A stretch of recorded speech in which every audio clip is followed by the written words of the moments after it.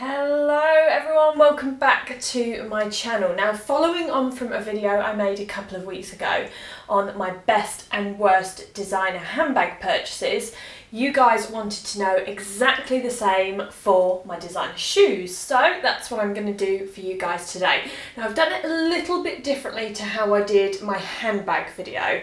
So with shoes, what I've done is I've done a best pumps, best summer shoe, best boots and best flats. So I've got 4 different categories, and then I've done the exact same for the worst. So starting off with the best courts, well, they have to be the Jimmy Choo Romy pumps. Now, these ones I have in the 85mm heel, but they do also come in 2 other heel heights. And that is one of the plus sides of why I love these shoes so much, because no matter what occasion you need them for, maybe you need them for work and you need something a little bit lower, in which case you could go for the 2cm heel, or maybe you want them for date night or a really special occasion, in which case you could go right up to the highest heel, which is 10cm or 100mm. So these are the kind of in-between heel height. They're not too high, so it makes them wearable, but at the same time they're not too low, so they don't feel frumpy, and they also don't make my feet look ginormous. The suede is incredibly soft, and the leather lining that's on the inside of the shoe is also really soft. I just find that they mould to my feet like a glove. I have never once had a blister from wearing these, never once had any issues on my toes, because they are of course a pointed toe.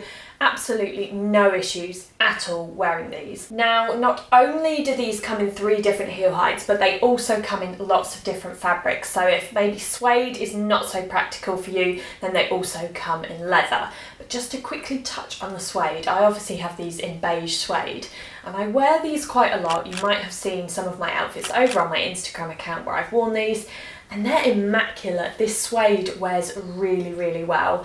Now, all I do is I give them a quick spray with some suede protector every time I want to wear them, and that seems to do the job. Right, moving on to the boots category, and I actually found this one quite difficult to find my best pair of boots, because there's not really any pair of boots that I don't like, but I think just because I wanted these boots for so long, and once I finally got them, I loved them so much, I decided they had to be my best pair of boots.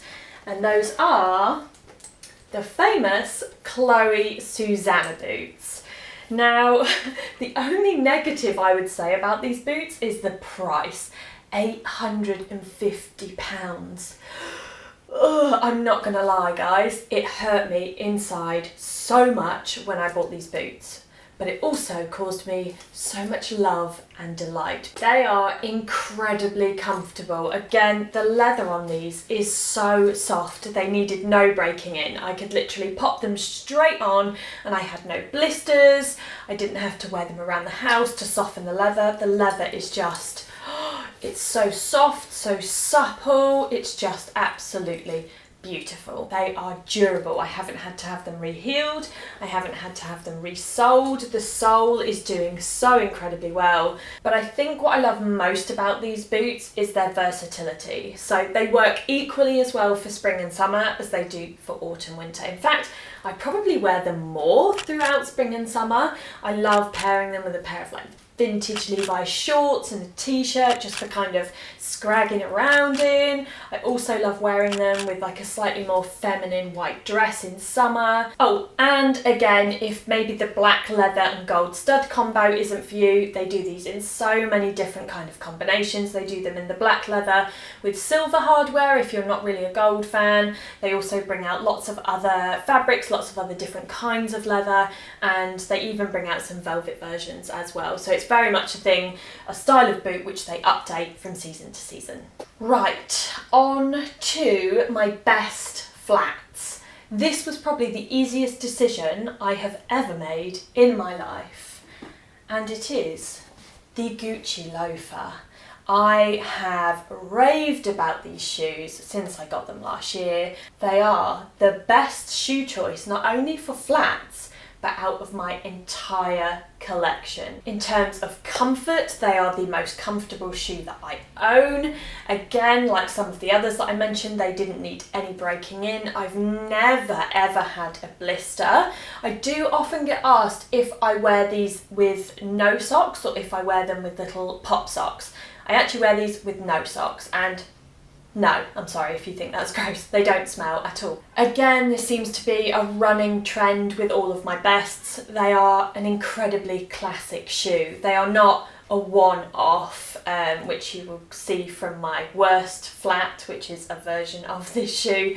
They're not trend-led, they're classic, they've been around for years, they will continue to be around for years. Gucci bring them out every single season, they bring out new colours, and that just goes to show what a classic and highly sought after shoe they are. 110% worth the money, and I would definitely buy more of these. Right, on to my best summer shoe, and I actually just changed this. I changed my decision completely about 5 minutes before I started this video. I did originally have my Hermes Oran sandals, and I began writing little notes down, as I always do when I film these kind of videos, and actually the only thing that I could think of that was a positive for my Hermes sandals is that I love them and they look awesome with everything, but then I was thinking, they took ages to break in, they were really, really stiff. And then I remembered I have one pair of summer sandals, which I actually bought in 2 different colourways, and they are the best things ever. Enter the ATP Rosa Slide. These shoes have been an absolute a foot saver for me on my travels. So I started off with this pair. I bought them from Net-a-Porter before we went away. Don't touch your head with the shoe. Before we went away on our big honeymoon road trip throughout the States. And well, look at them. They are literally worn to death, even this little heel bit. And I know from first glance, these might not look the most comfortable of shoes because your toe actually comes out of this, I suppose it's like a toe tunnel out the top here.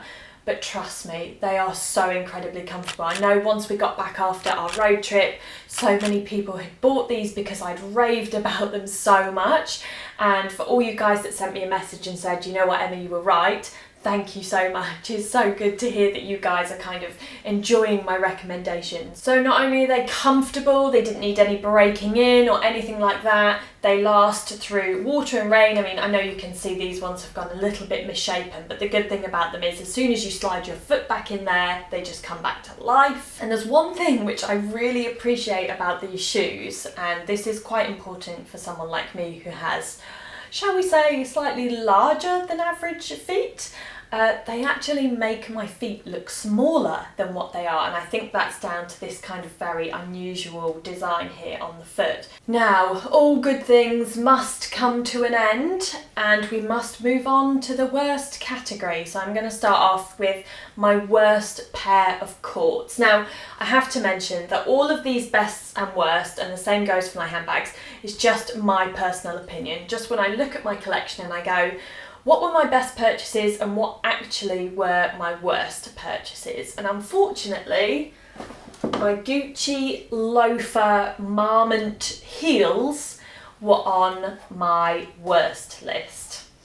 Now, this might just have been a bit of a personal thing for me, that maybe they're just not quite my kind of everyday style. They're just not really suitable for normal everyday life, which I know not all shoes are going to be suitable. Sometimes you need a special occasion shoe, but these are just so awkward. For a start, the heel height is so high and it's a block heel, which technically should make them more comfortable. I find the opposite. I find that they're not comfortable. I find like I'm walking on stilts, and I'm quite used to walking in high heels, but these, they just don't feel comfortable. Even though they fit my foot perfectly, I just find that they slip off at the back a little bit, so I've had to put heel grips in there. I don't know, there's just something about them. I love them so much, and I see them sitting on my shelf and they look beautiful. And I have worn them a couple of times over the past year when I've kind of wanted to add a little pop of colour. But in terms of them being something that was good value for money, unfortunately, they just weren't. They don't get enough wear. They're not the most practical of shoes, and they're definitely not the most versatile of shoes. Okay, on to my worst boots. And this is a bit of an awkward one, because actually my worst boot is the Acne Jensen. And it pains me very much, equally as much as it pained me to say that my Chloe Faye was in the worst category, to put these in the worst. And the reason is, I looked at my whole boot collection and I tried to think of pros and cons for all of them. And unfortunately, before I got to the pros of this boot, I had to list off so many cons, which is so sad, because they are actually quite an iconic boot. They are often a boot that is on everyone's wish lists. The suede actually is really durable, so I can't fault the suede. It's just the style, or maybe the shape, or I think in terms of shoes you call it a last, which is how the shoe was made. It's just not a good fit for some reason. They took a long time to break in, and even now when I wear them out and about, if I were to go out for the day in London and run around, go to lots of various different meetings, I would find my feet starting to go, take me off, I need to breathe. I just feel like they are not a good fit. They start to irritate my feet in certain areas, and I know that a lot of you guys have said the same thing. Now, rather annoyingly, Acne as a brand does not make half sizes, which makes it quite tricky if, like me, you are a half size, to pick the right size. 41 was too big. They in fact made my feet look like canoes, they were so big, and my feet were sliding around inside them. So I opted for the 40, which technically is half a size smaller than what I would be, but because of this pointed toe, I thought that will be fine. So the fact that I sized down may well be a cause of why they irritate my feet along here, but come on, you have to do half sizes. And despite the fact that I still went for the smaller size, another downside is that these still make my feet look ginormous. Right, moving on to my worst flats, which are safely nestled next to my best flats. And yes, it is the Gucci Princetown loafers. And I know Simon's probably sat in the office now. He might be able to hear me thinking, yeah, they're definitely the worst shoes ever. These are man-repelling shoes. But I actually still love them. They just have a few downsides. And honestly, guys, if you put your foot in there, because I know some of you are going to absolutely hate these shoes, because, well, they are a funny looking shoe, you know, but if you slide your foot in there, it's like a little slice of foot heaven. It really is. They are the coziest, toastiest shoes ever. But we're not here to talk about how awesome they are. I'm here to talk about the downsides. Right, downside number one, and I noticed this immediately as soon as I got them out the box, put them on my feet with excitement, and then went down the stairs. After sliding down 2 flights of stairs, I realised, the sole on these is not so good. Secondly, they are not at all, in any way, shape or form, practical in the rain.